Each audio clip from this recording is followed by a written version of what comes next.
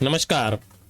लक्ष्मण धारा education platform में आप सभी का स्वागत है। प्यारे साथियों, NCERT notes for all exam के अंदर कक्षा 12th के छठे अध्याय की आज अपन बातचीत करेंगे, जिसके अंदर अपन भक्ति सूफी परंपराओं का जो अध्याय है उसमें सारे नोट्स की बातचीत करने वाले हैं।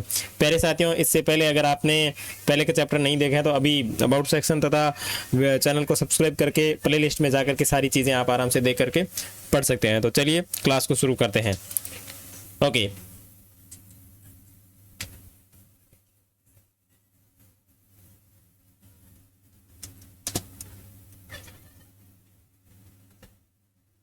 ओके, तो चैप्टर संख्या 6 है, ठीक है। और चैप्टर संख्या 6 के अंदर अपन जिसकी बातचीत करेंगे उस पार्ट का नाम है भक्ति सूफी परंपराएं, ठीक है। अब इसके अंदर अब सारे नोट्स और सारी वो चीज़ें सम्मिलित की हुई है जो किताब के अंदर दी हुई है। अगर आपको किताब भी पढ़नी है तो किताब का लिंक भी मैंने नीचे कमेंट सेक्शन के अंदर पिन किया हुआ है, तो आप देख लेना, वहाँ से नोट्स के भी लिंक वहाँ पिन किए हुए हैं। और अगर आपको टेलीग्राम चैनल ज्वाइन करना है तो टेलीग्राम चैनल का लिंक भी दिया हुआ है, वहाँ से आपको नोट्स की इन्फॉर्मेशन मिलती रहती है। तो चलिए, अब यहाँ आपको ये चित्र दिख रहा होगा, ठीक है। इस चित्र के अंदर जो मूर्ति दिख रही है वो मणिचकार की मूर्ति है, ठीक है। और ये 12वीं शताब्दी की कांस्य मूर्ति है और ये शिव के अनुयायी थे और तमिल में भक्ति गान की रचना करते थे।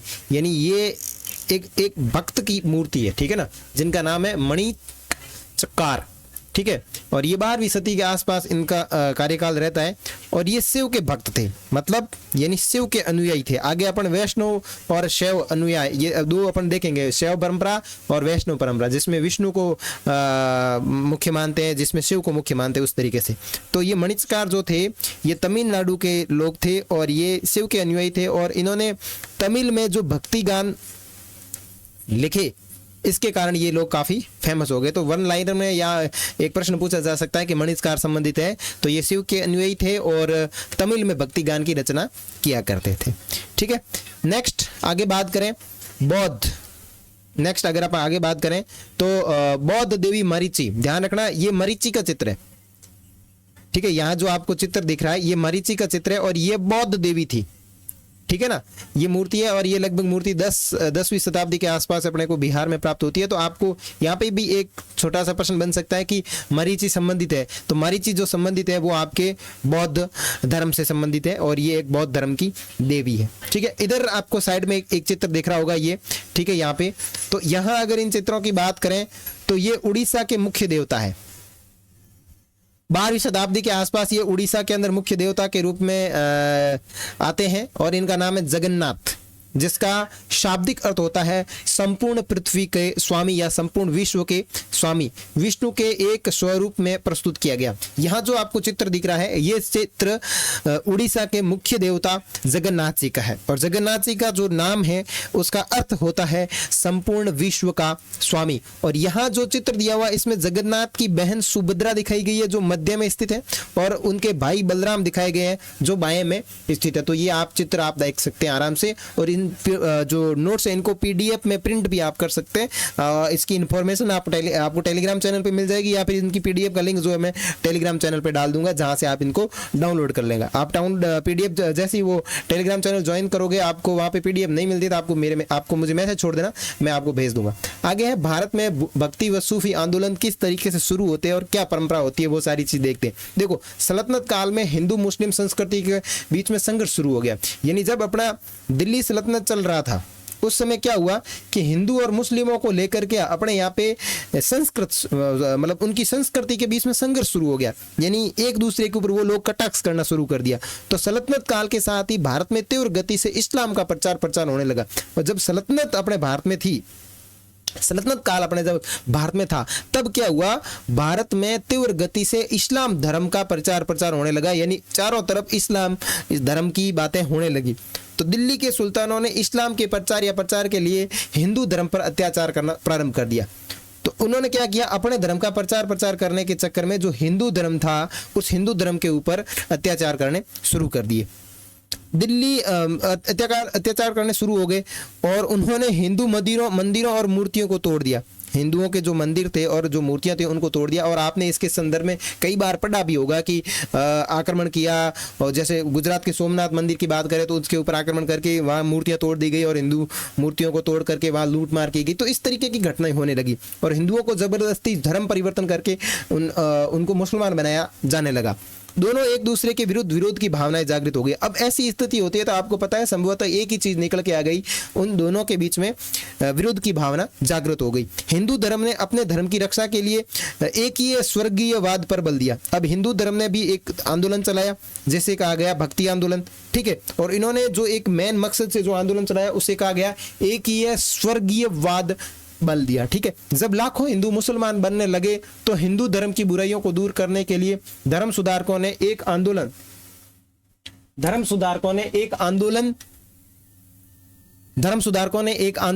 चलाया। यही आंदोलन भक्ति आंदोलन के नाम से जाना जाता था। समझ में आया?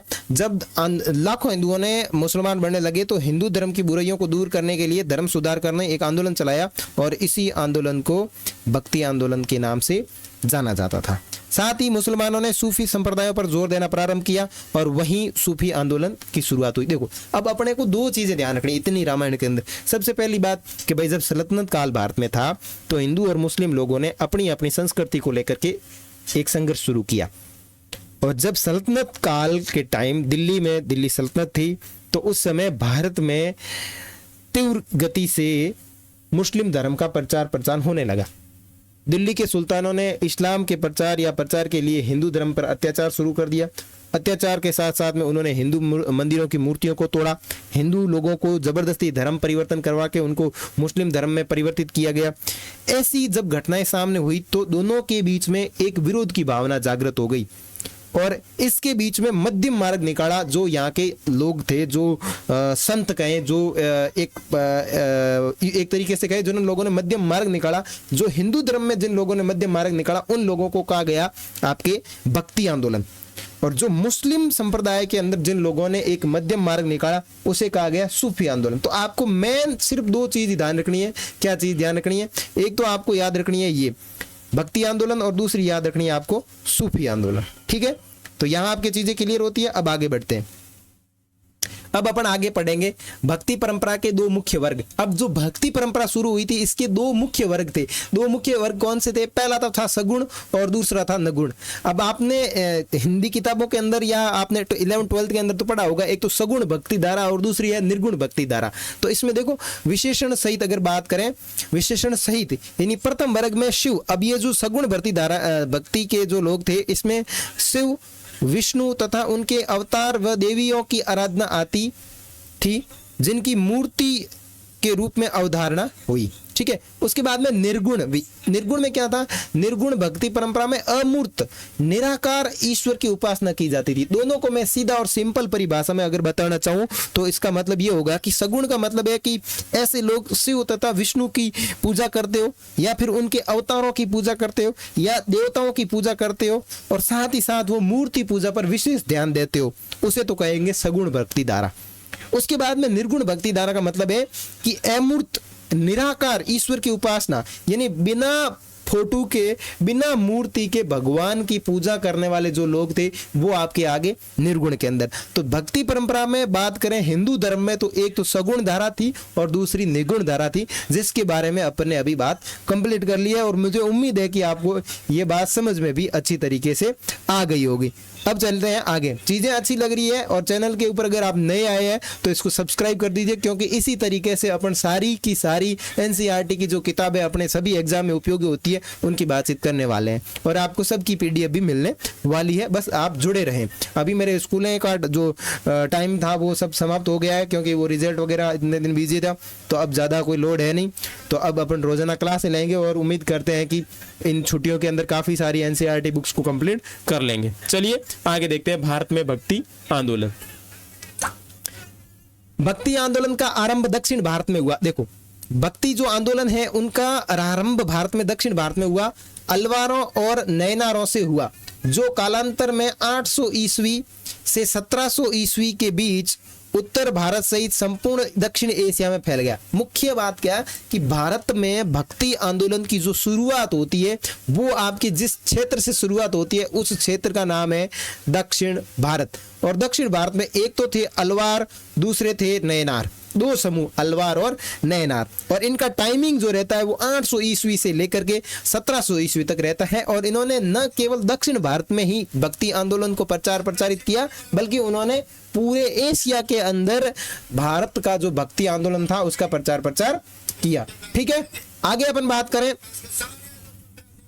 अलवार और नयनार दक्षिण भारत में भक्ति आंदोलन के संस्थापक माने जाते हैं। अब ये जो अलवार और नयनार जो थे, इधर ध्यान दें, अलवार और नयनार दक्षिण भारत में भक्ति आंदोलन के संस्थापक माने जाते हैं। अलवार भगवान विष्णु के भक्त थे, ध्यान रखें, अलवार जो थे वो भगवान विष्णु के भक्त थे, जबकि नयनार जो थे वो नयनार शिव के अनुयायी थे। अब यहाँ पे आपको ध्यान रखना है, अगर अपन ने थोड़ी देर पहले ही देखा था भक्ति परंपरा की दो धारा थी, एक तो सगुण थी और एक निर्गुण थी। ये दोनों अलवार और नयनार जो थे ये सगुण के थे, ध्यान रखना, ये सगुण भक्ति धारा के थे। इसमें अलवार का मतलब होता है जो डायरेक्ट किससे कनेक्टेड है, विष्णु से। नयनार का मतलब किससे है, शिव से। नयनार, नयन तेरे बड़े मस्त, नयन से आपको शिव को ध्यान रखना है, क्योंकि शिव के 3 नयन थे। ठीक है, और जब भी उनके 3 नयन खुलते हैं तो आपको पता है ये प्रलय आ जाता है। तो नयनार जो थे वो शिव से संबंधित थे, नयनार जो थे वो आपके शैव धर्म से संबंधित थे, और अलवार जो थे वो आपके भगवान विष्णु से संबंधित थे। आगे ध्यान रखते हैं, अलवार और नयनार दोनों ने समाज में प्रचलित सामाजिक और धार्मिक दुर्भावनाओं की कड़ी आलोचना की। इन्होंने जाति प्रथा और ब्राह्मणों की प्रभुता के विरोध में आवाज उठाई। उन्होंने स्त्रियों को महत्वपूर्ण स्थान दिया। अलवार की महिला संत आंडाल, ध्यान रखना, अलवारों की जो महिला संत है वो कौन है, अलवारों की महिला संत जो है उनका नाम अंडाल है। नयनारों की जो महिला संत है उनका नाम है करई काल अम्मा अय्यर, ने समाज को एक नई दिशा देने की महत्वपूर्ण भूमिका निभाई। अभी अपन देख रहे हैं भारत में भक्ति आंदोलन, और आपको पता है भारत में भक्ति आंदोलन का आरंभ दक्षिण भारत में होता है। और दक्षिण भारत में 2 मुख्य धारा निकलती है, एक तो होती है अलवार, दूसरी होती है नयनार। अलवार का मतलब होता है कि वे लोग जो भगवान विष्णु को अपना आराध्य मान करके काम करते हैं वो तो हो गए आपके अलवार। जो भगवान शिव को आराध्य मानकर जो अनुयायी मान के काम करते हैं वो हो गए नयनार। ठीक है, अब इनके अंदर 2 महिलाएं बड़ी संत हुई है, उसके अंदर बात करें तो अलवार में महिला संत अंडाल है, और नयनार में महिला संत की बात करें तो करई काल अम्मा अय्यर है। चोल, पल्लव और चालुक्यों ने अलवार और नयनारों दोनों पंथों का संरक्षण किया। तो यहां भी अपने को यह बात ध्यान रखनी है, चोल, पल्लव और चालुक्यों ने कौन से दोनों पंथों का संरक्षण किया, तो अलवार और नयनार दोनों को संरक्षण प्रदान किया। उसके बाद में है नलियरा दिव्य प्रबंधम, अलवार संतों का मुख्य संकलन है। इस ग्रंथ को तमिल में पंचम वेद के नाम से जाना जाता है। तो ये जो अलवार थे, इन अलवार संतों का एक ग्रंथ है, उसका नाम है नलियारा दिव्य प्रबंधम। ठीक है, इस ग्रंथ के अंदर अलवार संतों ने अपना एक मुख्य संकलन तैयार किया है, और इस ग्रंथ को तमिल के अंदर पंचम वेद के रूप में जाना जाता है। और अलवार जो थे वो भगवान विष्णु के भक्त थे। बसवन्ना ने कर्नाटक में वीरशैव या लिंगायतों की स्थापना की और अपने पंथ के विकास में एक महत्वपूर्ण भूमिका निभाई। अब ये कुछ व्यक्ति है, बसवन्ना ने कर्नाटक में वीरशैव या लिंगायतों की स्थापना की थी और पंथ के विकास में अपनी एक महत्वपूर्ण भूमिका निभाई। अब वीरशैव के लिए की है तो शैव करेंगे तो किससे संबंधित हो जाएंगे, नयनार से संबंधित हो जाएंगे। ठीक है, आगे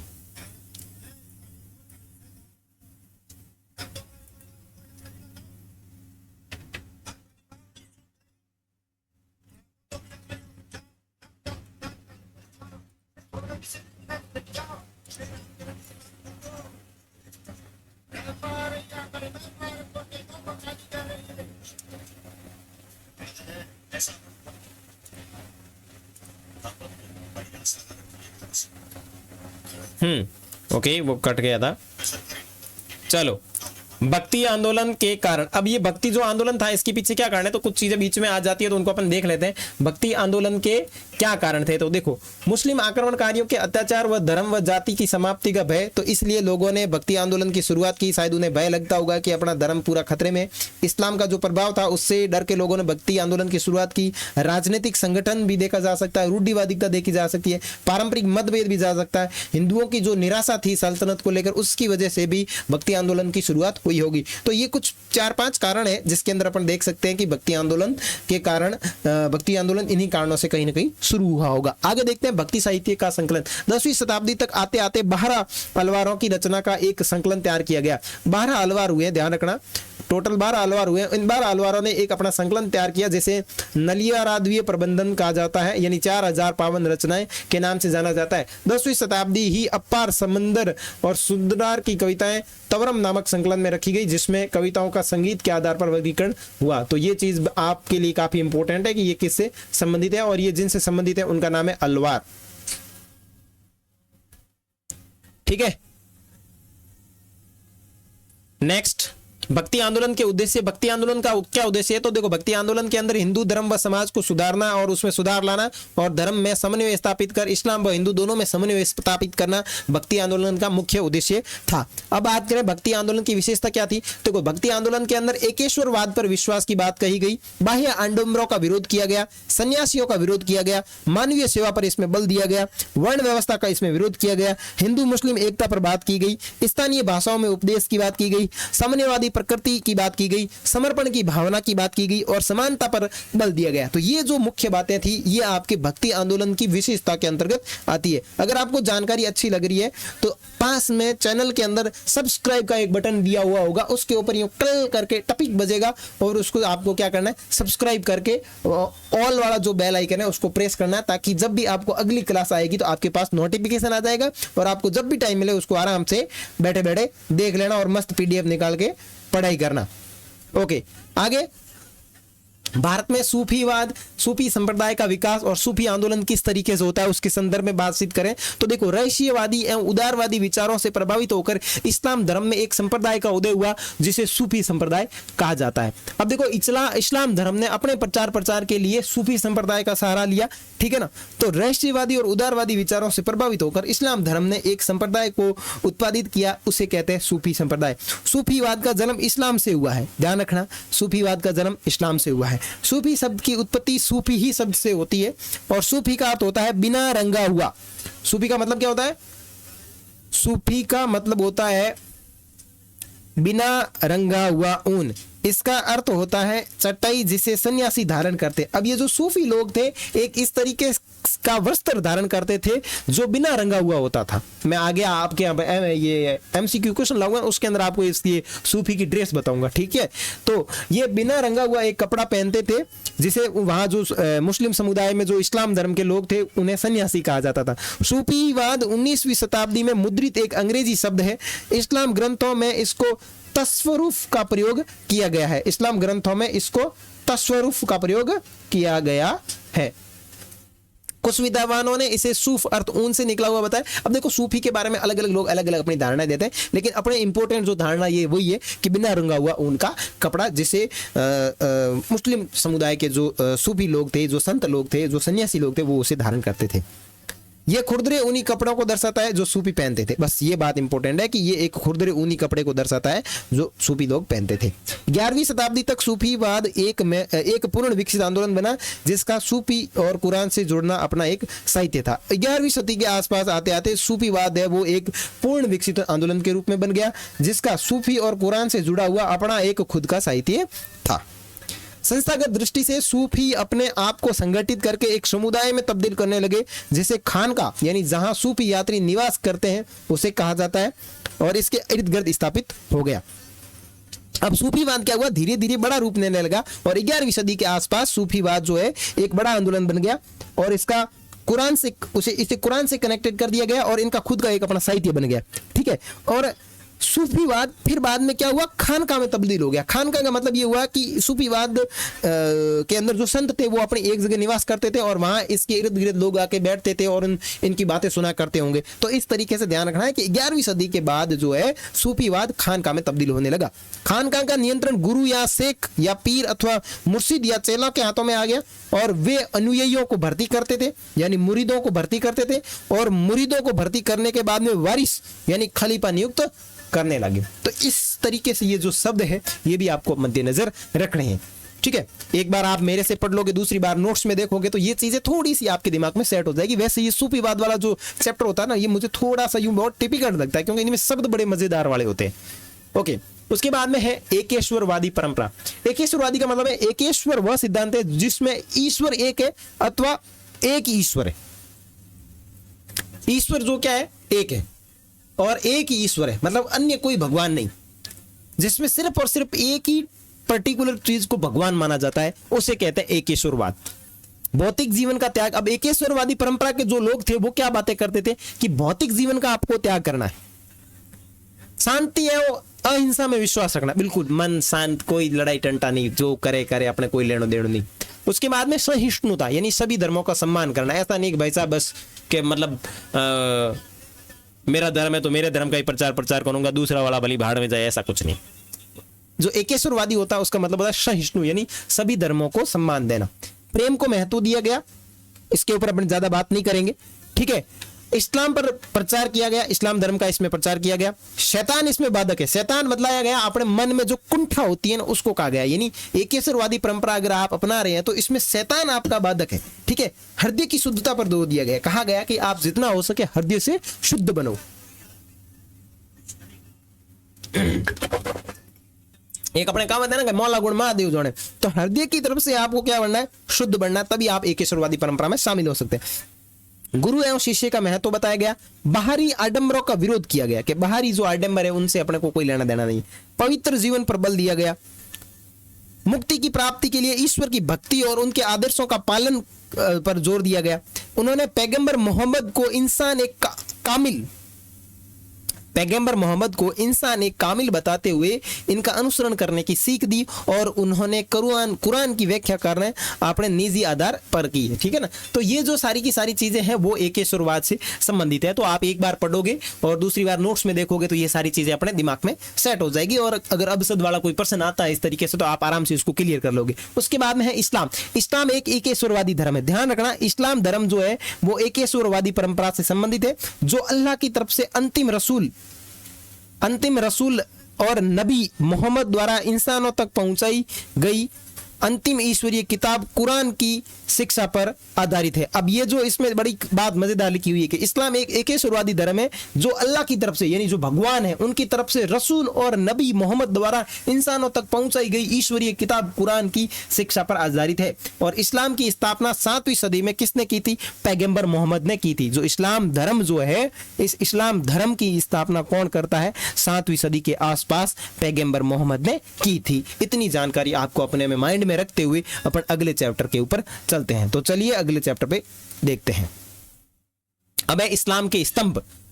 देखो, इस्लाम के स्तंभों की बात करें तो सबसे पहला है शहादा। शहादा का मतलब है कि एक ईश्वर और उसके दूत में विश्वास की घोषणा करने के लिए अरबी शब्द का मतलब है शहादा। शहादा का मतलब है आपको अल्लाह को अपने भगवान के रूप में मान करके चलना। ये इस्लाम धर्म का पहला स्तंभ है। उसके बाद में सलात या नमाज पढ़ना, ठीक है, सोम या रोजा रखना, ज़कात यानी दान देना और हज की यात्रा करना, ये इनके स्तंभ है। इसको 5 स्तंभ भी कहा जाता है। इस्लाम की पवित्र पुस्तक जो है वो है कुरान शरीफ।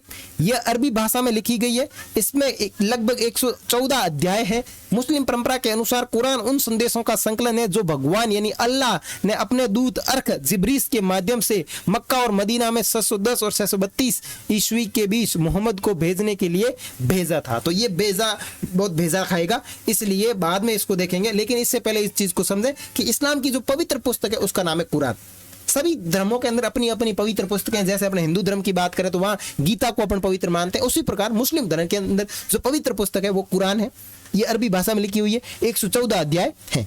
और कुल मिला के मुस्लिम परंपरा में ये पूरा पर्टिकुलर इसमें जो संदेश दिया गया, जो बात कही गई है, वो भगवान यानी अल्लाह के बारे में बात कही गई है। बाकी अपने को इसमें ज्यादा पता है नहीं, जितना किताब के अंदर है उतना अपने लिख लिया। अब इसको बढ़ते हैं अपन आगे। चलो, इस्लाम की महत्वपूर्ण सिलसिले, इस्लाम जो धर्म है इनके महत्वपूर्ण सिलसिले क्या है? तो सिलसिला का शाब्दिक अर्थ होता है जंजीर, जो शेख और मुरीद के बीच निरंतर रिश्ते का द्योतक है, जिसकी पहली अटूट कड़ी पैगंबर मोहम्मद से जुड़ी हुई है। सीधी सीधी कहने का मतलब ये कि भगवान और आम इंसान के बीच में जो डायरेक्ट कनेक्शन वाली बात है उसके कहते हैं सिलसिला। और सिलसिले के कितने सिलसिले? सबसे पहला है सिश्ती सिलसिला। कौन सा सिलसिला? सिश्ती सिलसिला। उसका बाद में सुहरवादी सिलसिला, तीसरा जो सिलसिला है वो कादिर सिलसिला है, और चौथा जो है वो नक्शबंदी सिलसिला है। तो ये प्रमुख 4 सिलसिले हैं जो इस्लाम धर्म से संबंधित है। जब अपन सूफी आंदोलन की बात पर्टिकुलर नोट्स के अंदर करेंगे तब मैं इनको एक एक करके डिटेल से बताऊंगा, लेकिन एनसीईआरटी में आपने जितनी चीजें दी हुई है फिलहाल उसके अकॉर्डिंग चलते हैं। चले आगे देखते हैं सूफी और राज्य के साथ उनके संबंध। सिश्ती संप्रदाय की एक और विशेषता संयम और सादगी का जीवन था। अब देखो, ये जो संप्रदाय के लोग थे ना, इनका आप ख्वाजा मोइनुद्दीन चिश्ती के बारे में पढ़िए। आप उनके बारे में जब पढ़ेंगे तो आपको कई सारी रेशी बातें हैं वो आपको पढ़ने की मिलेगी। यानी उनका जो जीवन था वो बिल्कुल सादगी भरा था। तो देखो, इनकी महत्वपूर्ण विशेषता क्या थी कि संयम और सादगी भरा जीवन, जिसमें सस्ता से दूर, सस्ता मतलब सत्ता, यहां जो है सत्ता से दूर रहने पर बल दिया गया। यानी सत्ता से आपको कोई लेना देना नहीं है। सत्ताधारी विशिष्ट वर्ग अगर बिना मांगे अनुदान भेंट देते हैं तो सूफी संत उसे अस्वीकार करेंगे। देखो कितनी मजेदार बात कही है कि सत्ताधारी विशिष्ट वर्ग अगर बिना मांगे अनुदान भेंट देते हैं तो सूफी संत उसे अस्वीकार करेंगे। सॉरी, सुल्तान ने खानकाओं को कर मुक्त एवं भूमि अनुदान दी। जो सुल्तान थे उन्होंने क्या किया? खानकाहों को कर मुक्त एवं भूमि अनुदान दी। अब आपको पता है खानका क्या होते हैं, अपने पिछले वाले पेज के अंदर पढ़ा है। खानका का मतलब क्या है कि जहां सूफी संत रहते थे, खानकाओं के आसपास सूफीवाद फैलने लगा ना, तो खानका वह जगह थी जहां सूफी संत रहा करते थे। ठीक है, ये चीज है। चिश्ती धर्म और सम्मान के रूप में दान स्वीकार करते थे, किंतु इनको संजोने की बजाय रहने, कपड़े, खाने की व्यवस्था और अनुष्ठानों से समा की महफिलों पर पूरी तरह खर्च कर देते थे, और इस तरह आम लोगों की इनकी तरफ झुकाव बढ़ता चला गया। देखो, ये चिश्ती धर्म के जो लोग थे वो दान स्वीकार करते थे, लेकिन इसको संजोते नहीं थे। संजोते का मतलब है इनको ऐसा नहीं कि आपने दान दिया, मान लो कि मैं चिश्ती संप्रदाय का व्यक्ति हूं और आपने मेरे को 5 करोड़ रुपए दिए, तो मैं वो 5 करोड़ रुपए अपने झोले में डाल के नहीं बैठूंगा। मैं क्या करूंगा? कपड़े, खाने की व्यवस्था, अनुष्ठान, यानी जो जहां वो रहते थे खानका में उसके आसपास लंगर लगा करके किसी न किसी तरीके से वो उनको खर्च कर देते, ताकि आम लोग जो है वो उनके प्रति झुकाव बढ़ जाता था। ठीक है, उन लोगों का इसके प्रति झुकाव बढ़ जाता था। सूफी संतों की धर्म निष्ठा, विद्वता और लोगों द्वारा उनकी चमत्कारिक शक्ति में विश्वास उनकी लोकप्रियता का कारण बनी। इसी वजह से शासक भी उनका समर्थन करने में शामिल हो गए थे या उनका समर्थन करना चाहते थे। तो ये जो थी सूफीवाद की सबसे बढ़िया बात थी। कभी कभी सूफी जो शेखों जो आडंबरपूर्ण पदवी उपाधि से संबोधित किया जाता था, उदाहरणतः शेख निजामुद्दीन औलिया के अनुयायी सुल्तान अल मस्क अर्थात शेखों में सुल्तान कहकर संबोधित करते थे। तो कभी कभी सूफी संत जो थे वो आडंबरपूर्ण पदवी उपाधि से संबंधित चीजें जो थी उनसे भी संबोधित होते थे। उदाहरण के तौर पे बात करें तो शेख निजामुद्दीन औलिया के अनुयायी कौन थे? सुल्तान अल मस्क, जो खुद को शेखों में सुल्तान कह करके संबोधित करते थे। तो ये बात आप थोड़ी सी आप ध्यान रख लेना। ठीक है, आगे बात करें सूफी भाषा और संपर्क। अब सूफीवाद की जो भाषा थी और जन संपर्क किस तरीके से था, देखो, केवल समाज से शिष्टों ने स्थानीय भाषा को अपनाया, किंतु अपितु दिल्ली चिश्ती सिलसिले के लोग हिंदी में बातचीत करते थे। बाबा फरीद ने भी क्षत्रिय भाषा में काव्य रचना की, जो गुरु ग्रंथ साहिब में संकलित है। तो ध्यान रखना, बाबा फरीद एक प्रकार से सूफीवाद के संत थे। इन्होंने अपनी भाषा क्षत्रिय भाषा में की और इनके ग्रंथ जो है गुरु ग्रंथ साहिब में है। और दिल्ली सिलसिले के जो चिश्ती सिलसिले के जो लोग थे उन्होंने अपनी जो बातचीत थी वो हिंदी भाषा में रखी। और सूफी कविता 17वीं 18वीं शताब्दियों में बीजापुर कर्नाटक के आसपास इस क्षेत्र से बसने वाले चिश्ती संतों के द्वारा लिखी गई। और ये रचनाएं संभवतः औरतों द्वारा अपने घर में काम करते समय, चरखा काटते समय या चक्की पीसते समय ये गाई जाती थी। उसके बाद में बात करें सरिया। शरिया मुसलमानों को निर्देशित करने वाला कानून है, ध्यान रखना।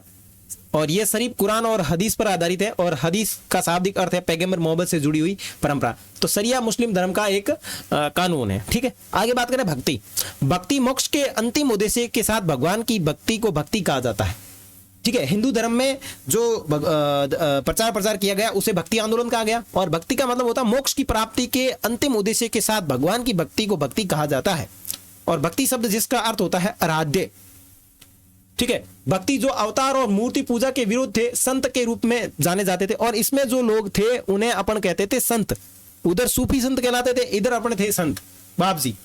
कबीर, गुरु नानक देव जी और गुरु नानक देव जी के उत्तराधिकारी प्रमुख भक्ति संत थे, और भारतीय समाज पर भक्ति आंदोलन का प्रभाव काफी महत्वपूर्ण और दूरगामी था।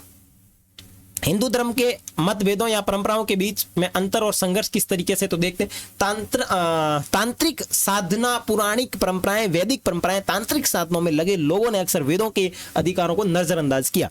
यानी जो तांत्रिक लोग थे उन लोगों ने क्या किया, वैदिक परंपराएं जो दी गई थी उनको नजरअंदाज किया। इसके अलावा भक्त अक्सर अपने चुने हुए देवता या जो विष्णु या शिव को सर्वोच्च के रूप में मानते थे। वैदिक परंपराओं में प्रमुख देवता की बात करें तो अग्नि, इंद्र और सोम थे। अगर वैदिक परंपरा के अंदर अनुसार चलते तो इनकी बात करते, लेकिन यहाँ लोगों ने एक नया लफड़ा तैयार किया जिसमें विष्णु और शिव को सर्वोच्च स्थान प्राप्त हो गया। उपमहाद्वीप के कई हिस्से में तांत्रिक प्रथाएं व्यापक थी, वे महिलाओं और पुरुषों के लिए खुली थी, और चिकित्सकों ने अक्सर अनुष्ठान के संदर्भ में जाति और वर्ग के मतभेदों को नजरअंदाज किया। अब चिकित्सक जो थे इसको गलत मानते थे। भक्ति रचनाओं का गायन और जप अक्सर इस तरह की साधना का हिस्सा था। यह वैष्णव और शैव वर्गों के लिए विशेष रूप से सच था।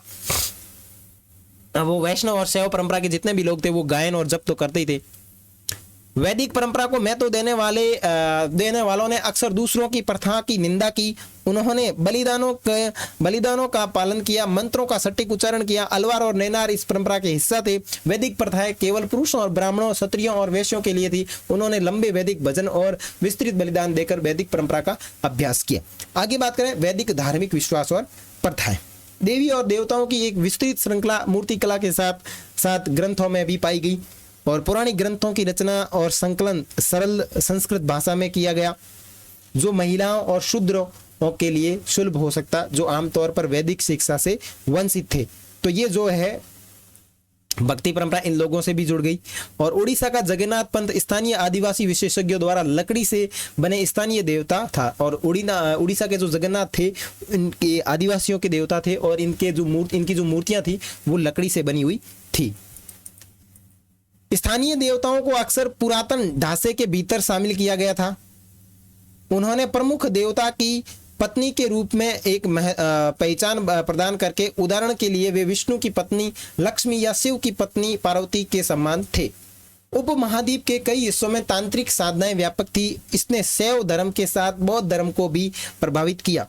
वैदिक अग्नि, इंद्र और सोम के प्रमुख देवता पाठ्य या दर्श्य या अभ्य वेदन में शायद कभी कभी दिखाई देते थे। अन्य सभी धार्मिक मान्यताएं जैसे बौद्ध धर्म, जैन धर्म, तांत्रिक प्रथाओं ने वेदों के अधिकार को अनदेखा किया, और भक्ति रचना, गायन और जप वैष्णव और शैव संप्रदायों के लिए विशेष रूप से पूजा का एक तरीका बन गया था। तो इसमें कोई ज्यादा मैटर है नहीं, अपन आगे चल लेते हैं। चलो आगे है प्रारंभिक भक्ति परंपरा। देखो इसके बारे में मैं पहले ही बातचीत कर चुका। प्रारंभिक भक्ति परंपरा, इतिहासकारों ने भक्ति परंपराओं को व्यापक रूप से दो भागों में निर्वाहित किया, एक तो है निर्गुण और दूसरी सगुण। ठीक है, 6वीं शताब्दी में भक्ति आंदोलन का नेतृत्व अलवार जो विष्णु के भक्त थे उन्होंने, और नैनार जो शिव के भक्त थे उन्होंने किया।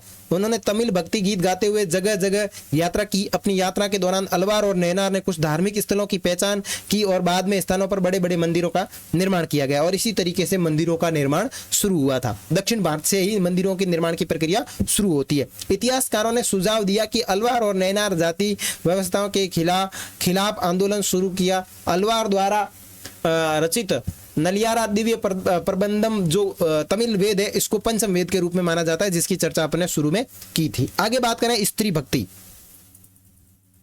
इस परंपरा की विशेषता थी कि स्त्रियां भी इस भक्ति में शामिल थी। अंडाल और कराईकल अम्मारिया जैसी महिला संतों ने भक्ति संगीत की रचना की, जिसने पितृसत्तात्मक मानदंडों को चुनौती दी। अंडाल नामक अलवार स्त्री के भक्ति गीत गाए जाते हैं। अंडाल खुद को भगवान विष्णु की प्रियसी मानकर प्रेम भावना भावना छंदों में व्यक्त करती थी। तो आपको पता ही है अंडाल के बारे में अपन ने पहले पढ़ा था, ये विष्णु धर्म परंपरा से संबंधित थी और ये अम्मा इरियार जो थे वो आपके शैव परंपरा से, तो शैव पंथ से। ठीक है, शिव भक्त स्त्री क्राई काल अम्मा इयर ने घोर तपस्या का मार्ग अपनाया और नयनार परंपरा में उनकी रचना को सुरक्षित किया गया। तो ये जो थे वो आपके नयनार से संबंधित है और ये जो अंडाल है वो आपके अलवार से संबंधित है। आगे कर्नाटक में वीर शैव परंपरा।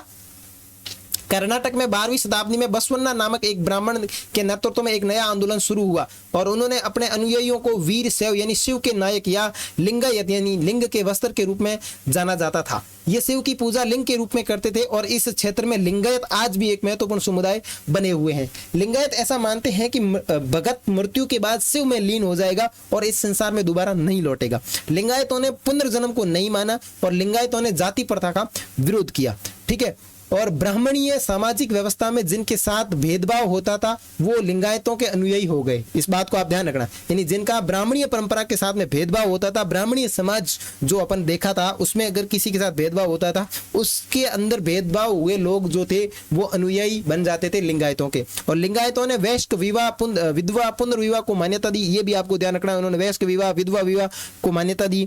लिंगायतों ने जाति प्रदूषण पुनर्जन्म के सिद्धांत आदि के विचार को चुनौती दी और युवा अवस्था के बाद के विवाह और विधवाओं को पुनर्विवाह में प्रोत्साहित किया। वीर शैव परंपरा की हमारी समझ कन्नड़ में वचनों यानी शाब्दिक रूप से कहीं से ली गई जो आंदोलन में शामिल हुई महिलाओं और पुरुषों द्वारा बनाई गई। तो कुल मिला के ये जो आपको कर्नाटक वाला मैटर देखा है, कर्नाटक में वीर शैव परंपरा है, इसको आप थोड़ा ध्यान से समझना क्योंकि इसमें से क्वेश्चन बन सकते हैं।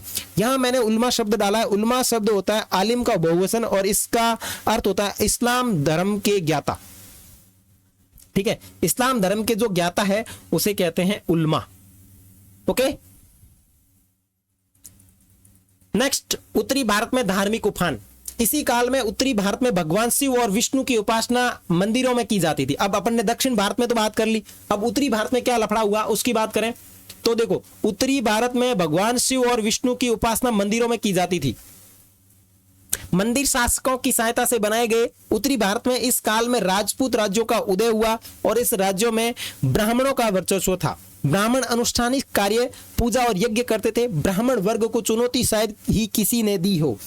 इसी समय कुछ ऐसे धार्मिक नेता भी सामने आए जो रूढ़िवादी ब्राह्मणीय परंपरा से बाहर आए और ऐसे नेताओं के अंदर बात करें तो नाथ, जोगी, सिद्ध शामिल थे। अनेक धार्मिक नेताओं ने वेदों की सत्ता को चुनौती दी, अपने विचारों को आम लोगों की भाषा में सबके सामने रखा और इसके बाद तुर्क लोगों का भारत में आगमन हुआ और इसका असर हिंदू धर्म की संस्कृति पर पड़ने लगा। इस्लामिक परंपराएं। प्रथम शताब्दी ईस्वी में अरब व्यापारी समुद्र के रास्ते से पश्चिम भारत के बंदरगाह तक आए और इसी समय मध्य एशिया के लोगों ने देश के उत्तर पश्चिमी प्रांतों में आकर बच गए और 7वीं शताब्दी में इस्लाम के उदय के बाद यह क्षेत्र इस्लामी कहलाया। अब इस्लामी परंपराएं अपने भारत में कैसे आई तो ये आई थी समुद्री व्यापारी जो थे उनके साथ। फिर ये लोग मध्य एशिया भारत के उत्तर पश्चिमी प्रांत में आकर के बस गए और उसके बाद में उन्होंने 7वीं शताब्दी के आसपास अपने धर्म का यहाँ प्रचार किया और इसी के बाद हमारा देश इस्लामिक विश्व बन गया। शासकों और शासितों के धार्मिक विश्वास। 711 ईस्वी में मोहम्मद बिन कासिम नामक एक अरब सेनापति ने सिंध को जीत लिया और उसे खलीफा क्षेत्र में शामिल कर लिया। 13वीं शताब्दी में तुर्क और अफगानों ने भारत पर आक्रमण करके दिल्ली सल्तनत की नींव डाली। 16वीं सदी में मुगल सल्तनत की स्थापना हुई और 16वीं शताब्दी के अंदर अपने यहाँ पे मुगल सल्तनत की स्थापना हुई। सैद्धांतिक रूप से मुस्लिम शासकों को उम्मा द्वारा निर्देशित किया गया और शरीयत के नियमों का पालन करना था, लेकिन ऐसा कर पाना मुश्किल था क्योंकि एक बड़ी जनसंख्या इस्लाम को मानने वाली नहीं थी। तो इस तरीके की बातें आप ध्यान रख लेना, ये डेट की बातें हैं तो आप समझ लेना इसको। उसके बाद में बात करें जिम्मी। जिम्मी ऐसे लोग थे जो गैर मुसलमान थे जैसे हिंदू, ईसाई और यहूदी। जिम्मी का मतलब क्या होता है? जिम्मी का मतलब होता है ऐसे लोग जो मुसलमान नहीं थे जैसे हिंदू, ईसाई और यहूदी। गैर मुसलमानों को जजिया नामक कर देना पड़ता था और उस समय जजिया नामक जो कर था वो गैर मुसलमानों को देना पड़ता था। मुस्लिम शासकों द्वारा संरक्षित होने का अधिकार प्राप्त होता और जो जजिया देता था उन लोगों को मुस्लिम शासकों द्वारा संरक्षित किया जाता था। संरक्षित होने का अधिकार प्राप्त था। संरक्षित मतलब है उसके ऊपर कोई भी दिक्कत आएगी तो उसका सामना वो मुस्लिम शासक करेंगे। अकबर और औरंगजेब सहित कई मुगल शासकों ने भूमि की बंदोबस्ती की और हिंदू, जैन, फारसी, ईसाई और यहूदी धार्मिक संस्थानों में कर में छूट दी। बहुत से शासकों ने भूमि अनुदान व कर में छूट दी थी। आगे बात करें लोक प्रचलन में इस्लाम। इस्लाम के आने के बाद समाज में बहुत परिवर्तन हुए। किसान, शिल्पकार, योद्धा, व्यापारी, इन सब में बदलाव आए। लोग कभी कभी उस क्षेत्र के संदर्भ में पहचाने जाते थे जहां से वे आए थे। प्रवासी समुदायों को अक्सर मलेच्छों के रूप में जाना जाता था। ध्यान रखना, जो प्रवासी समुदाय थे उनको मलेच्छों के रूप में जाना जाता था, जिसका अर्थ होता है कि वे जाति जो समाज में बोली जाने वाली भाषाओं के मानदंडों का पालन नहीं करते हो या ऐसी संस्कृति से उत्पन्न नहीं थे, उन लोगों को कहा जाता था मलेच्छा। कुल मिला के प्रवासी जो लोग थे उनको मलेच्छा कहा जाता था।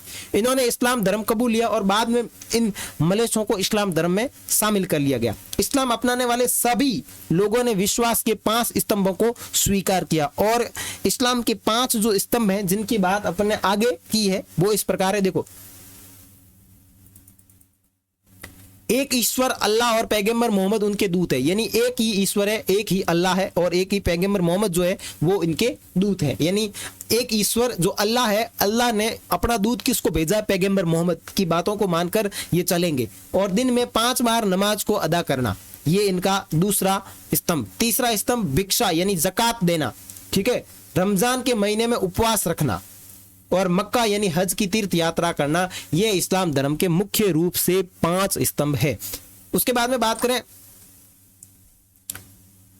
मातृगृहता, वह परिपाटी है जहां स्त्रियां विवाह के बाद अपने मायके में ही रहती है और अपनी संतान के साथ रहती है और पति उसके साथ रहकर, पति भी उसमें आकर के रह सकता है। ऐसी स्थिति को हमारे इधर कहते हैं घर जमाई। इसको क्या कहते हैं? घर जमाई, ठीक है। तो ये घर जमाई वाला जो शब्द है इसको अपन क्या कहेंगे? मातृगृहता, ठीक है। आगे बात करो सूफीवाद का विकास। इस्लाम की शुरुआती शताब्दियों में धार्मिक दिमाग वाले लोगों का एक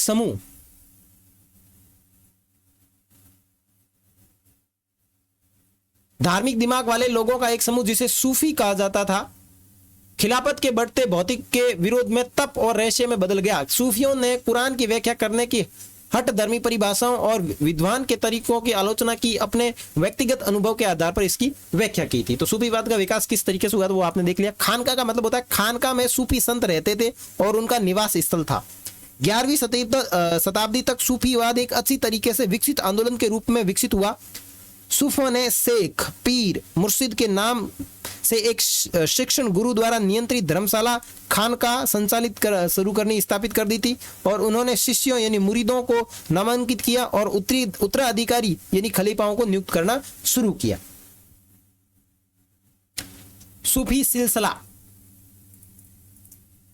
सूफी सिलसिला का अर्थ एक श्रृंखला है जो गुरु और शिष्य के बीच निरंतर कड़ी को दर्शाता है। पैगंबर मोहम्मद के लिए अखंड आध्यात्मिक वंशावली के रूप में फैलाए। शेख की मृत्यु हो गई तो उनका मकबरा दरगाह उनके अनुयायियों की भक्ति का केंद्र बन गया और उनकी कब्र पर तीर्थ यात्रा या जियारत की प्रथा विशेषकर पुण्यतिथि की शुरुआत हुई। तो सूफी सिलसिला का मतलब होता है कि गुरु और शिष्य की एक निरंतर जो कड़ी चलती है उसे कहते हैं सूफी सिलसिला। यानी एक आदमी जो था वो सूफी था, उसके बाद में उनका जो शिष्य बना वो गुरु के बाद में शिष्य जगह लेता था गुरु की। तो इस तरीके की जो कंटिन्यूटी जो चलती रहती है उसे कहते हैं सूफी सिलसिला। उसके बाद में बात करें सिस्ती सिलसिला। सिस्ती संप्रदाय भारत में सबसे अधिक लोकप्रिय संप्रदाय माना जाता है, ठीक है। और इसकी स्थापना ख्वाजा अब्दुल सिस्ती ने 10वीं शताब्दी में की। सिस्ती संप्रदाय को प्रसिद्ध करने में ख्वाजा मोइनुद्दीन सिस्ती का बहुत ही बड़ा योगदान रहा। बात ध्यान रखना, सिस्ती संप्रदाय की भारत में स्थापना ख्वाजा अब्दुल सिस्ती ने की थी 10वीं शताब्दी में, लेकिन सिस्ती संप्रदाय को सबसे ज्यादा फेमस करने का जो काम किया वो किया था ख्वाजा मोइनुद्दीन सिस्ती ने, जिनकी दरगाह आपके अजमेर में बनी हुई है। ज्यादातर सूफी वंश उन्हें स्थापित करने वाले नाम पर ही पड़े। उदाहरण कादरी सिलसिला, शेख अब्दुल कादिर। अब जो सूफीवाद के जो सूफी वंश जो थे जिन्होंने इसको स्थापित किया उसके नाम पे पड़ गया। जैसे कादरी सिलसिला शेख अब्दुल कादिर जिलानी के नाम पे पड़ा। कुछ अन्य सिलसिलों का नामकरण उनके नाम, जन्म स्थान या जैसे सिस्ती नाम मध्य अफगानिस्तान के सिस्ती शहर से लिया गया, ठीक है। और ये बात भी ध्यान रखना, जैसे सिस्ती नाम जो है मध्य अफगानिस्तान के सिस्ती शहर से लिया गया। 12वीं शताब्दी के अंत में भारत में आने वाली सूफी समुदायों में सिस्ती सबसे ज्यादा प्रभावशाली था। यह कारण था कि न केवल उन्होंने अपने आप को स्थानीय परिवेश में अच्छी तरह डाला, बल्कि भक्ति परंपरा में कई विशिष्टों को भी उन्होंने अपनाया। इसलिए ये 12वीं शताब्दी के अंत में सूफी समुदाय जो था वो काफी भारत में प्रसिद्ध था। अब ये जो चिश्तियों के जो खानका थे उनमें जीवन किस तरीके से था, तो खानका जीवन सामाजिक जीवन का केंद्र था। 14वीं शताब्दी में गियासपुर में यमुना नदी के तट पर शेख निजामुद्दीन की धर्मशाला बहुत ही प्रसिद्ध थी। शेख यहाँ रहते थे और सुबह शाम आगंतुकों से मिलते थे। वहाँ एक खुली रसोई थी यानी लंगर था। यहाँ सुबह से लेकर देर रात तक हर क्षेत्र के लोग आते थे। यहाँ आने वालों में अमीर हसन सिजी, अमीर खुसरू और जियाउद्दीन बर्नी भी शामिल है। ये बात आप इसे स्ट्रॉ पे ध्यान रखना।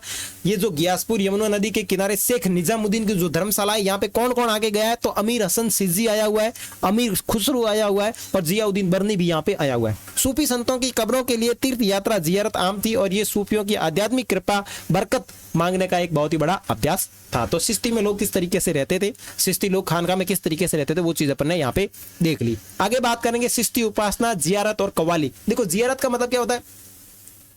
जियारत का अर्थ है सूफी संतों की कब्रों की तीर्थ यात्रा करना। जो सूफी संत है उनकी कब्रों की तीर्थ यात्रा करना था। इसका मुख्य उद्देश्य सूफी से आध्यात्मिक अनुग्रह प्राप्त करना था। संगीत और नृत्य जियारत का एक महत्वपूर्ण हिस्सा थे। सूफियों का मानना था कि संगीत और नृत्य मानव हृदय में दिव्यंगत परमात्मा पैदा करते हैं। क्या मजेदार बात कही है कि संगीत और नृत्य मानव हृदय में दिव्य परमानंद पैदा करते हैं। सूफीवाद के धार्मिक आयोजन को शाम के नाम से जाना जाता था। आपको सिर्फ ये बात याद रखनी है कि जियारत जो था उसके अंदर संगीत और नृत्य जियारत का एक महत्वपूर्ण हिस्सा था।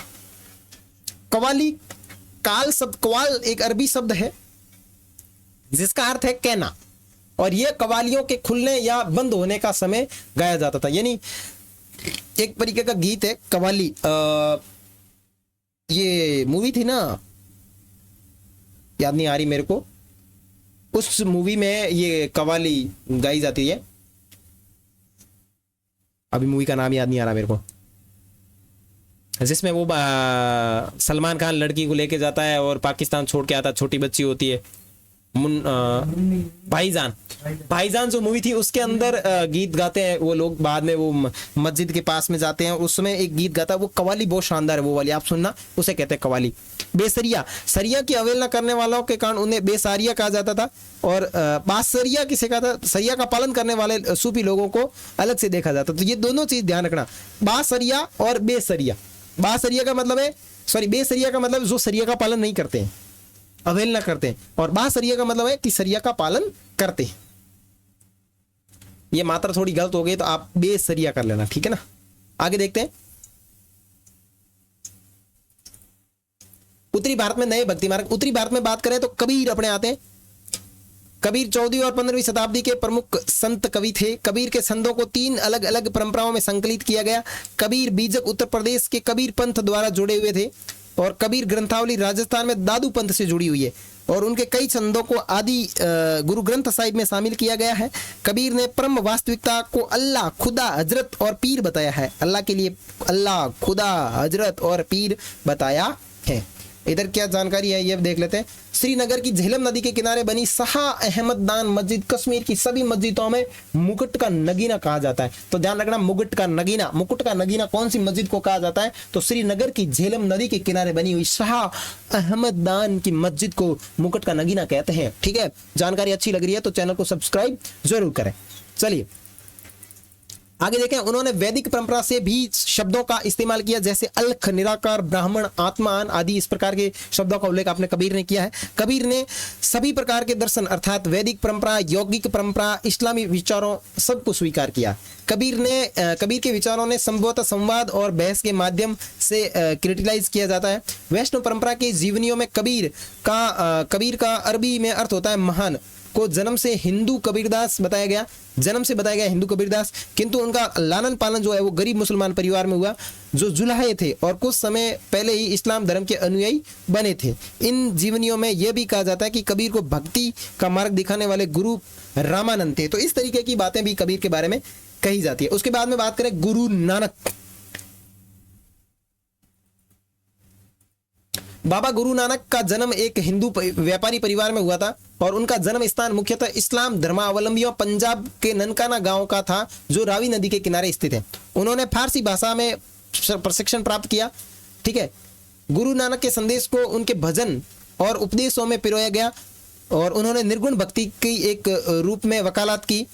और गुरु नानक के अनुसार पूर्ण या रब का कोई लिंग या रूप नहीं था और उनके विचारों में उनके विचारों को पंजाबी भाषा में शब्द नामक भजनों के माध्यम से व्यक्त किया जाता था और इनके जो भजन वगैरह थे इनको पंजाबी में शब्द कहा जाता था और ये शब्द अलग अलग रागों में गाते थे और उनके सेवक मर्दाना रबाब बजाकर उनका साथ देते थे। यहाँ विशेष रूप से ध्यान रखना कि गुरु नानक जो थे उनका जन्म हिंदू व्यापारी परिवार में हुआ।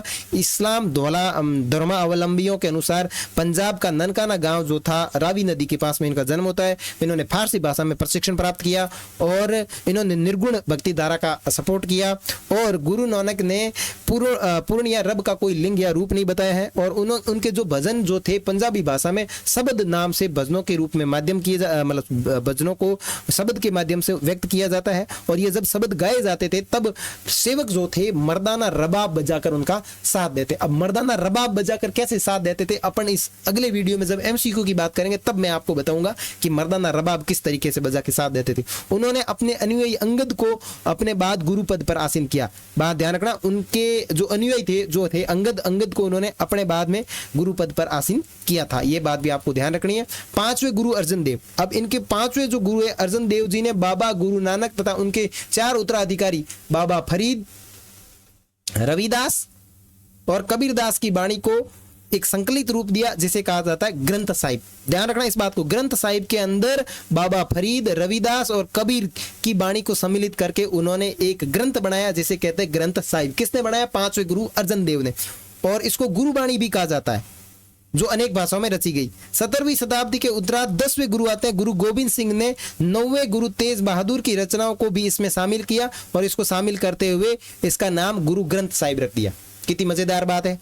गुरु ग्रंथ साहिब 5वें गुरु अर्जन देव ने गुरु नानक साहब के 4 उत्तराधिकारी बाबा फरीद, रविदास और कबीर की वाणी को इसके अंदर शामिल करते हुए ग्रंथ साहिब कहा।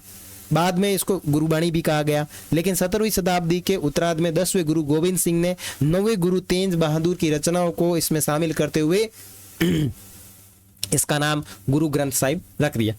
गुरु गोविंद सिंह ने खालसा पंथ की स्थापना की, यानी पवित्रों की सेना।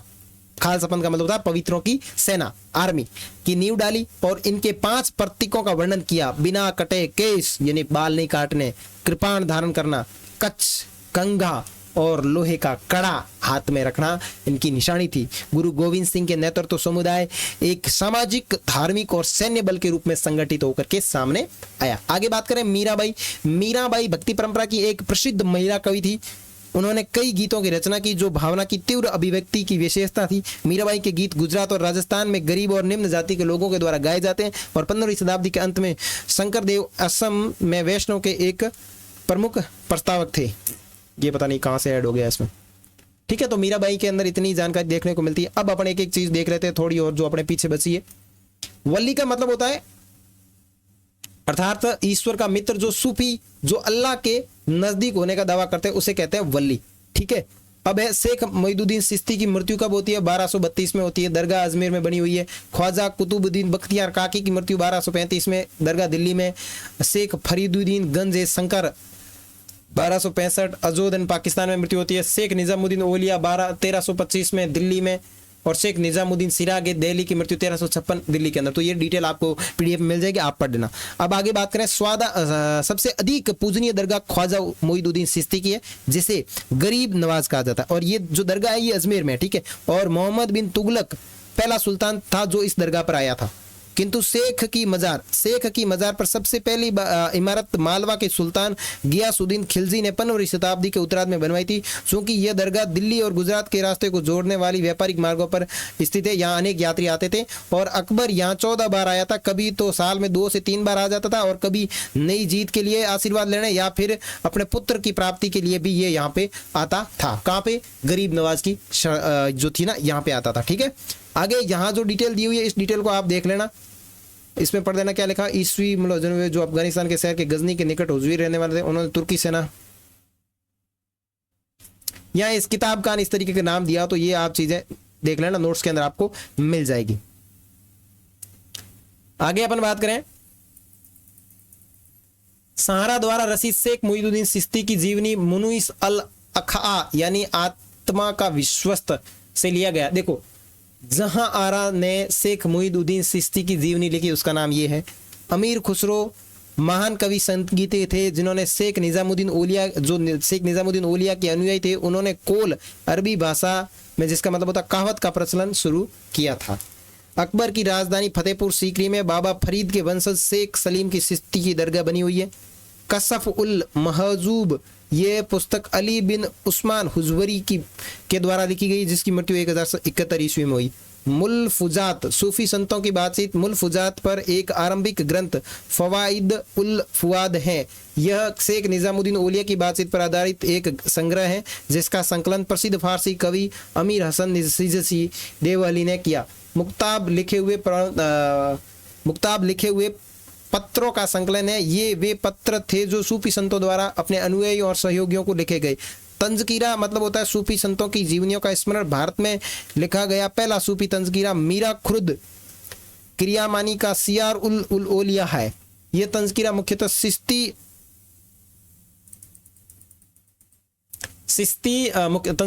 चिश्ती संतों के बारे में था। सबसे प्रसिद्ध तंजकीरा अब्दुल हक मुहादिस देवली का है, जिसकी मृत्यु 1642 में हुई, का अखबार उल अख्यार है। ठीक है ना, ये इस तरीके से जानकारी आपको देखने को मिलती थी। तो ये जानकारी थी आपके छठे पार्ट से संबंधित। आगे की डिटेल देखेंगे अपन नेक्स्ट वीडियो में। तब तक के लिए बाय बाय। अगर चैनल के ऊपर नए हैं तो आप प्लीज चैनल को सब्सक्राइब कीजिए। साथ ही साथ इस वीडियो का लिंक अपने और एजुकेशन जो चैनल है उसके अंदर लिंक को शेयर कीजिए। अगले वीडियो में अपन बात करेंगे आपके इंपॉर्टेंट MCQ जो इस पार्ट से संबंधित होंगे। तो मिलेंगे अगले वीडियो में, तब तक के लिए बाय बाय।